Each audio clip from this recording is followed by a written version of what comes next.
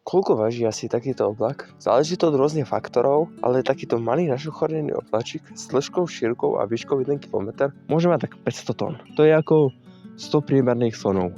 No, ale poviete si, ako je možné, že tých 100 slonov nepadne na zem?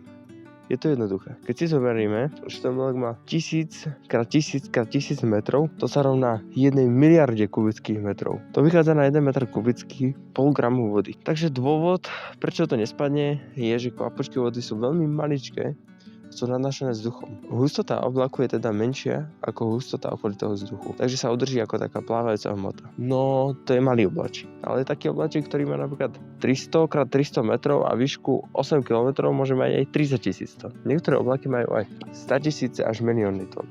No, predstavte si to inak. Predstavte si všetky naše rieky. Vách, Hron, Nitra, Ipel, Hornát. Všetka tá voda pochádza z oblakov.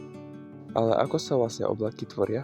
Oblaky sa tvoria z vodnej pary, ktorá sa buď vyparuje z vody, alebo aj z pôdy. Vodnú páru v skutočnosti nemôžeme vidieť. Ak ju vidíme v úvodzovkách, tak to je hmla. Hmla je totiž to vodná pára plus kvapočky vody. V skutočnosti na vyparovanie treba veľké množstvo energie, ktorá pochádza zo slnka. Ak by sa toto teplo nespotrebovalo, tak teplota povrchu Zeme by bola asi 68 stupňov Celzia. Vodná pára stúpa rýchlosťou 5 až 20 metrov za sekundu. Táto pára stúpa do určitej výšky, kde sa zrazí a vytvorí mikroskopické častice vody. Oblaky môžu byť z chvapočok vody alebo aj z ľadových kryštálíkov. Voda v oblaku tvorí len malý zlomok, je to okolo 1%. Oblaky sú biele, lebo vodné chvapočky rozplynujú všetky farby svetla naraz. Ak sú čierne alebo šedé, tak sú príliš hrubé a svetlo nimi už skoro neprejde. Z oblakov by bola Zem o 5 až 10 stupňov teplejšia. Fungujú ako taká klimatická prikrývka.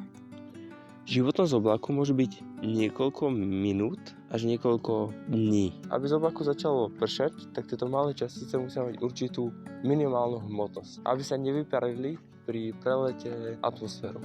Ale aj napriek tomu, z oblakov, ktoré sú vyššie ako 3 km, v skutočnosti nikdy neprší, pretože tieto kvapočky sa vždycky vyparia. Dažďové kvapky padajú rýchlosťou 20 až 25 km za hodinu. Je to kvôli odporu vzduchu. Ak by neexistoval odpor vzduchu, tak kvapky by mohli nabrať rýchlosť 200 až 300 km za hodinu, tak by mohli spôsobiť veľmi vážne zranenia. No a to je celé. Je to známe ako kolobeh vody. Až 78% zrážok sa vyparí a padne na oceán. Oblaky môžu mať rôzne tvary, napríklad v Austrálii sa ráno niekedy objavia takéto oblaky, ktoré sú vysoké 1 až 2 km a sú dlhé 600 až 1000 km. Pohybujú sa rýchlosťou 40 km za hodinu, takže to vyzerá ako taká obrovská vlna. Ide o optický jav, keď si na vyvýšenom mieste s nízkym slnkom za tebou a po tebou je hmla a tvoj tieň dopadá na tieto kvapočky vody. Názov pochádza z hory Brocken v Nemecku, kde je tento jav často pozorovaný. Tento jav vzniká, keď v oblaku sú kvapočky vody, ktoré sú už pod bodom mrazu, ale sú stále v tekutom stave. Lietadlo preletí cez tento oblak, nárast tlaku a pokles teploty v okolí spôsobí, že kvapočky okamžite zamrznú. Tieto kryštálíky potom začnú dopadať z oblaku a vytvorí sa takáto diera. Lietadlá pri spaľovaní paliva vytvárajú vodu vo forme páry. Vysoko v atmosfére je veľmi chladno a keď sa tento teplý výfuk stretne s chladným vzduchom, tak vznikajú drobné ľadové kryštáliky. To je ten viditeľný biely pás. Niekedy je v atmosfére suchý vzduch a chvost sa rýchlo vyparí. Inokedy je tam vlhký vzduch, kryštálíky rastú a pás sa roztiahne a ostáva tam aj niekoľko hodín.